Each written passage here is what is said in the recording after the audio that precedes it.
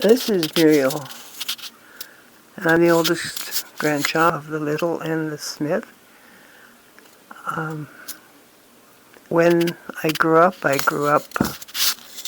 in during the war, and I lived with my grandparents, Julia Smith and Andy Smith, and Margaret Proust, my mom, Margaret Little at that time, and my brother Vern. And we were very involved with our aunts and uncles because we lived in the same house or in the same yard. So these are the stories that over the years I remember or have been told to me by Grandma or some of the aunts and uncles. Anyway, Grandma came from England, Sheffield, England, when she was in 1910, and she worked in the Rokeby, Saskatchewan area as a farmer's helper, in the farmer's wife's helper, I should say. And Grandpa was born around Neepawa or Minitonas, Manitoba. Left home when he was about 12. He was an orphan by the time he was 6. And he looked after himself more or less after that. He traveled with his horses, studs, all over Saskatchewan, Manitoba, and homesteaded at Lintlaw. I always thought that Grandma's brother came over from England and he homesteaded at Lintlaw.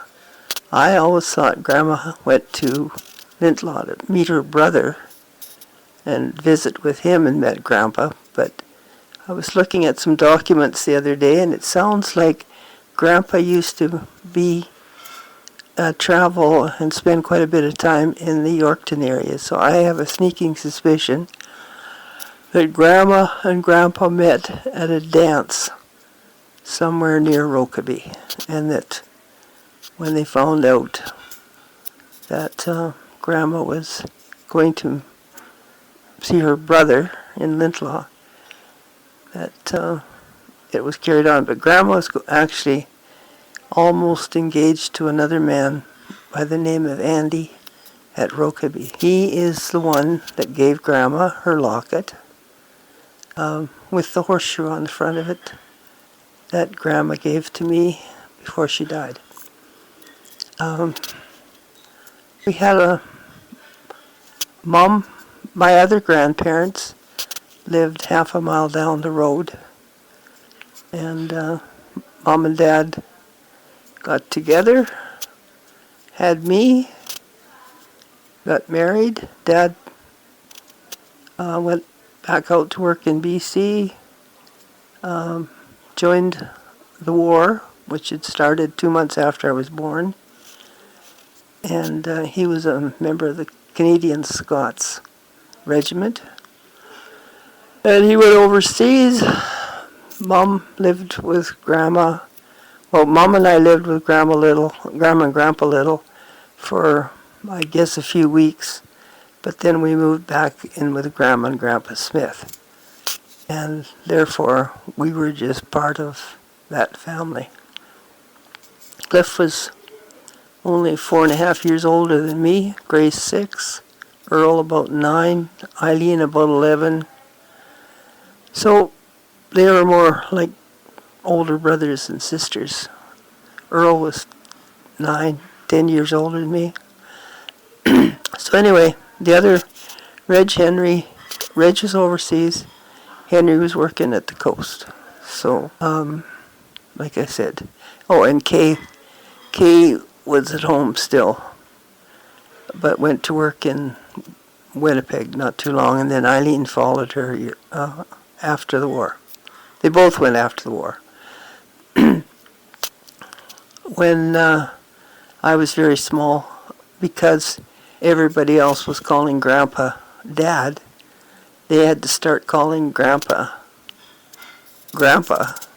so that I would know it wasn't my dad. So, but we had a lot of fun. One time when we were really small. Mom was going to have a bath, and Vern had been bugging her, so she said, "Get lost, go to Grandma's." And we lived in the same yard. So anyway, Vern decided to take her at her word, and he disappeared for a while. So Mom had her bath, decided she'd check where Vern was, and nobody could find him. So the hunt was on. Everybody was running around the yard yelling, "Vern, Vern, Vern," and looking all over for this. He would have been about 2, 3, between 2 and 3. And so Cliff was running around looking for him, and he's running around behind the house, and there was a big old, like a bear rug. And Cliff was standing on the corner of it, and he's yelling, "Vern, Vern!" And all of a sudden this rug rose on the corner, and out crawled Vern. I was just a little ways away from Cliff, so I saw him, and his hair was just matted to his head with sweat. It was wet, he was wet. I can still see him. Because when I guess he decided to go and get lost, and he crawled under this blanket, but it was still a really hot summer day, and he fell asleep, and then Cliff woke him up. So everybody was pretty happy that we found him. And another time, when Vern and I were, probably 4 and 6, somewhere in there, Grandma always told us that we'd see the cows pawing the ground, and she would say, "Oh, they're looking for their babies, and they come back at night and get them." This is our sex education class. And so anyway, we thoroughly believed this. So one day, we were walking along outside playing, and lo and behold, here was a baby puppy, just born. And a little few feet away, there was another baby puppy just born, and so on. I think there was 5 of them. So Vern and I piled them up on our arms, and we were carrying them and running around looking for all these other puppies. Figured the mother had dug them up and then left them, and come back. She was coming back for them, and we were the helpers. So anyway, I swear to this day I could probably still go and find those spots where we found those puppies.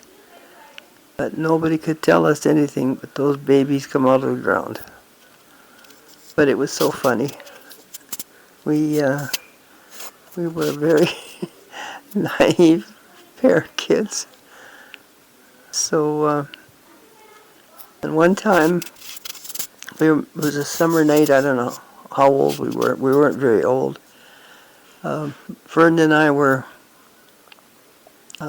sleeping, and I guess we woke up. Eileen was babysitting us, and Mom and Kay had gone to town to a meeting, to a girls' meeting. This was during the war. So we'd probably be maybe 2 and 4, 3 and 5 in there. And it was a beautiful moonlight night. Grandma and Grandpa were in their bed, and Vern and I woke up, and I guess Eileen decided she was still sleeping, so the only thing to do, you ran for Grandma if you couldn't find Mom. So we went in, running over there. It was probably about 50 to 100 feet from our house, and we're bawling. And we had a little pet lamb, Mary. She heard us. She came up from the barnyard, and she was blatting away too. Mom and Kay were on their way home, and they were at the half-mile corner. They'd been walking, and they could hear us because, sound travels so well in the country and on a night like that. So she ran. Mom and Kay ran all the rest of the way home, about a quarter of a mile. In the meantime, Vern and I were on our way over running to Grandma's. The lamb came up and was ahead of us. Grandma and Grandpa were sleeping with just the screen door because it was a hot summer night. Only the screen door was on. So the lamb just went through the screen door, and Vern and I behind her, and she jumped up on Grandma and Grandpa's bed and us behind her. So we startled Grandma and Grandpa awake pretty fast, I'll tell you.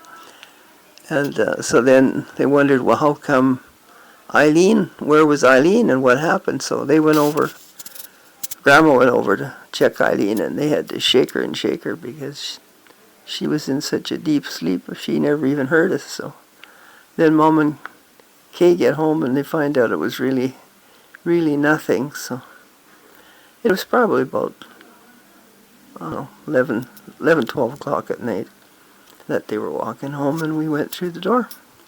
Anyway, we stirred up a good fuss, and everybody was quite happy when they found out it was really nothing. Years later, when Stephen, our little brother, was about 2 or 3, Vern and I had come home from school, and no one was home, but we knew somebody would be along shortly. And all of a sudden we heard the horse and buggy coming down the road, just a whooping her down the road. And we looked out the window to see where they were. And just then we saw Stephen getting thrown out at the gate. So we ran down, and I picked him up. He was okay, but he kept saying, I told the horse to wait for Mom, but she wouldn't do it.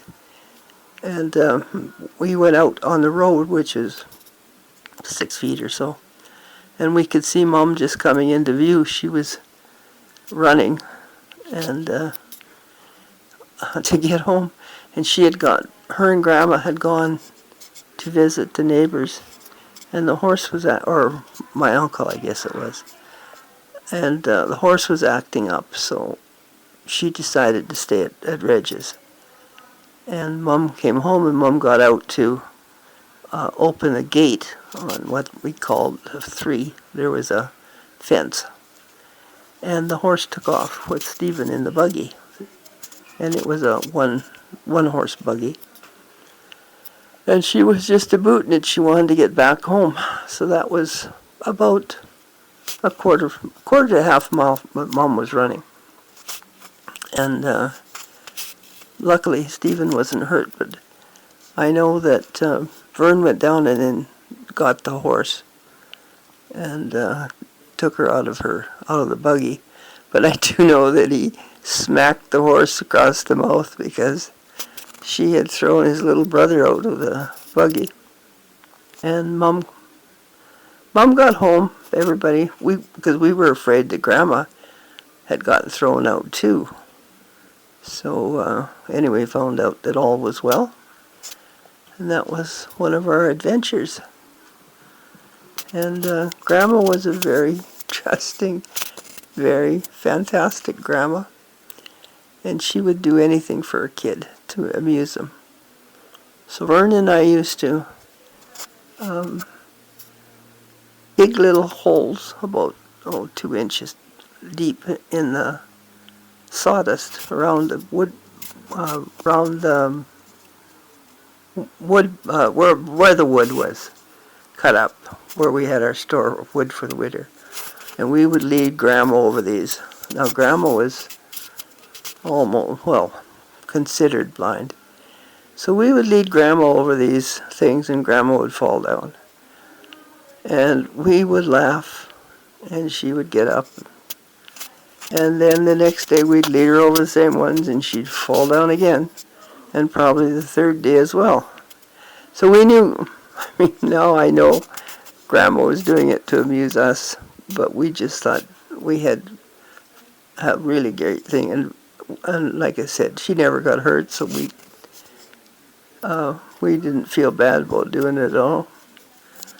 And so that was one of our fun things we did. And on New Year's Eve, they all went to dance in town. Earl and Cliff and Mom Grace and Grandma and Vern and I would stay home and with Stephen. But anyway, we would dance the old year out and the new year in and just absolutely have a ball. Grandpa died when I was 8, just about 9, or just turned 9. And he was very quiet. I don't ever remember sitting on Grandpa's knee, but he used to make these funny faces, and we enjoyed being with him. And when Grandma was in the hospital, we weren't really allowed cream over bread with brown sugar on it, but Grandpa knew we liked it. So this was our treat on a Saturday night. They'd all go to town, he would babysit us. And so he'd give us this slice of bread with pure cream all over it and brown sugar, and we'd just lap it up. Figured it was the greatest thing. He also when he killed a pig, he got the bladder out, cleaned it all up perfect, and he made us a ball out of it. And it was just the toughest thing you ever did see, but we played with it for a long time. Never gave it a thought that it was a pig's bladder. And also, they used to get 100 pounds of fish, frozen fish, or 200 pounds, and then it would come into town on the train. And then it had to be thawed and canned. So a lot of this fish had roe in it. And so we would take the roe and put it on the stove in a tiny little frying pan that Grandpa had. And he would fry this stuff up. So we didn't know we were eating caviar. And here we were, never even heard the word before. But anyway, the fish eggs were really good. And then the breathing tubes, they cleaned them up and we put them in a thing of water, and then you could hit them on the head and they'd jump up and down. So we had lots of toys. It was just these were some different ones that I guess Grandpa had known of as toys when he was a kid. And so he made them for us. But he was a quieter person, but not quiet as far as he could yell pretty good. He wasn't too. He would fix something, but if it didn't look exactly right, like if he put 2 boards up, if he didn't always bother to cut them off. So one time he made a fence between the yard and pasture, and these boards were all different sizes, and it bothered Grandma so much because she liked things to look nice. So Grandma was a little bit of a thing. She wasn't quite 5 feet. So with Vern and my help, she got up on this fence and she cut all these slabs of wood so that they all were the same length, hanging over the tops of the fence. And but we were her helper in a lot of things. We used to go out picking Saskatoons, berries, and we would, some years they were so plentiful that we picked them by the milk pail. And then we had canned Saskatoons, and we had Saskatoons with cream and on them fresh, and we had them every way you can think of, pies. And Mom always had a great big garden, so we used to have to help her weed. So we knew pretty well what little seeds looked like at a very young age. One time, Mom had transplanted some rhubarb, and this was years later, when Nelson, my stepfather, had come into the picture, and he had a hired man that was, because he was renting Earl's land, and he had a hired man come in, and the hired man didn't know Mom had transplanted this rhubarb, and he ended up going over it, so we had rhubarb for a quarter of a mile. Mom was not impressed. Anyway, that's my stories for now. I'll do another one later. Bye.